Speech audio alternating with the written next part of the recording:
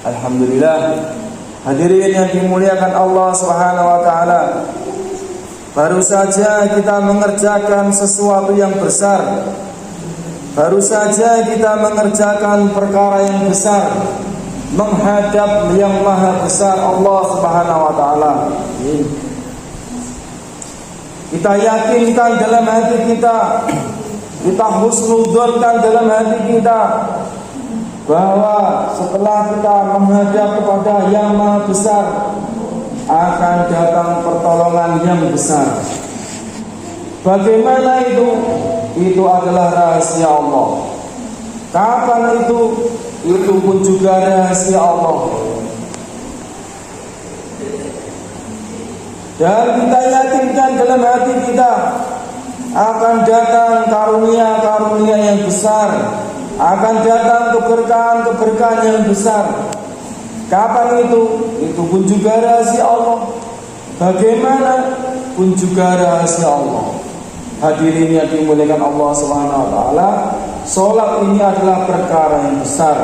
Tetapi sayangnya kita kerjakan istiqomah setiap hari 5 waktu, seolah-olah ini perkara yang biasa-biasa saja.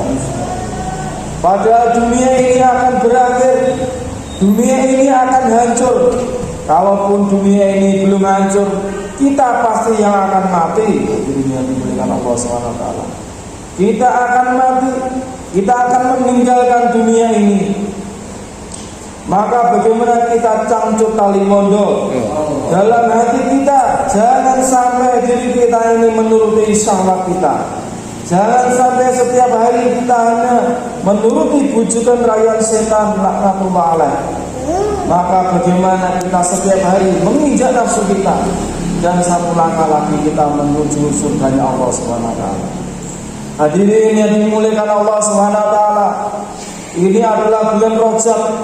Dalam sejarah bagaimana 1400 tahun yang lalu tepat bulan ini baginda Rasulullah SAW menerima perintah sholat. Bagaimana setelah bulan Rajab beliau ditinggal meninggal pamannya Abu Thalib. Dalam kesedihannya sebelumnya meninggal Sayyidah Khadijah radhiyallahu anha, dalam kesedihan yang sangat sedih, maka beliau ingin mencari suasana baru untuk menghibur diri beliau. Hiburan beliau adalah dakwah. Beliau dakwah pergi ke Taif, yang kalau panjenengan sami tidak ke Mekah, jarak Mekah ke Taif ini naik bis 1 jam 45 menit. Seperti kita naik bis dari Maspati menuju Solo. Bagaimana beliau tempuh jalan kaki, jalan kaki dakwah menyampaikan kalimat la ilaha illallah Muhammadur Rasulullah. Kalau kita coba kemarin sore jam 5 kita jalan keliling desa kampung, kita menyampaikan kalimat iman, tapi kita pulang malah membawa rambutan.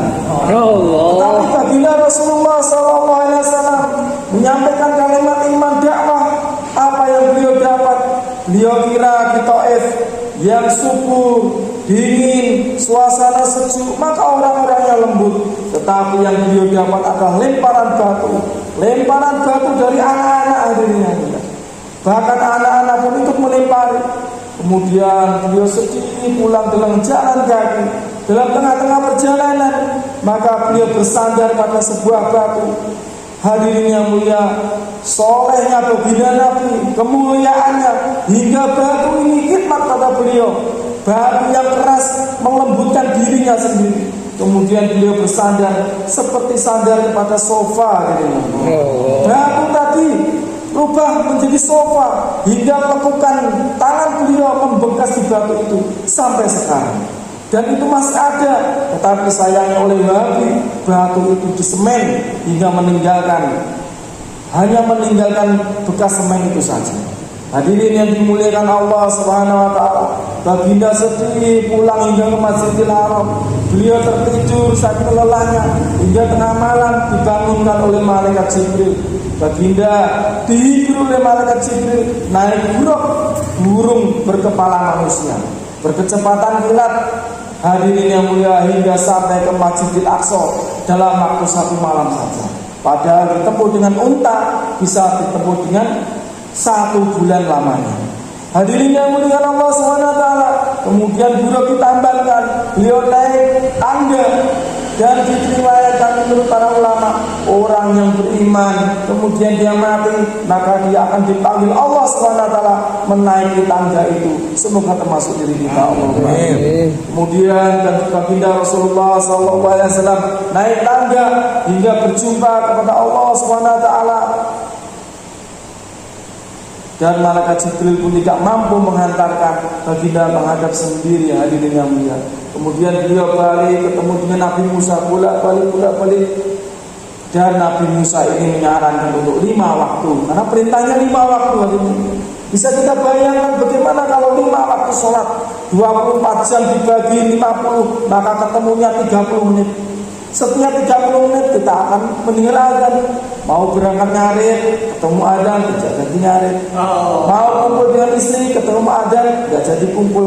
Mau jualan bakso, dia dengar azan, tidak jadi jualan. 50 kali hadirin yang mulia. Bahkan ulama dakwah mengatakan, kalau kita mengerjakan sholat 5 waktu, Allah datangkan rezeki tanpa asbab. Allah datangkan keperluan kita cukup dengan sholat saja, hadirin yang mulia. Tetapi waktu itu kita diputuskan, Allah pun juga mentakdirkan kita hanya mendapatkan 5 kali sholat. Maka bagaimana 5 waktu sholat ini kita tidak tertinggal sholat berjamaah. InsyaAllah ini ya hadirin yang dimuliakan Allah SWT. Kemudian beliau turun dan menyampaikan kepada para orang-orang di Mekah pada waktu itu. Maka Baca tidak percaya kalau orang mengatakan, saya tadi mimpi naik pesawat Sukhoi. Naik, iya saya nyetir. Kira-kira ada yang marah ya? Tidak ada yang marah, mimpi, ya terserah saja. Tetapi baginda mengatakan, perjalanan 1 malam banyak yang marah. Ini terjadi khilafnya, Pak. Saya pernah menyampaikan hal ini di waktu di kampung di Madiun sana.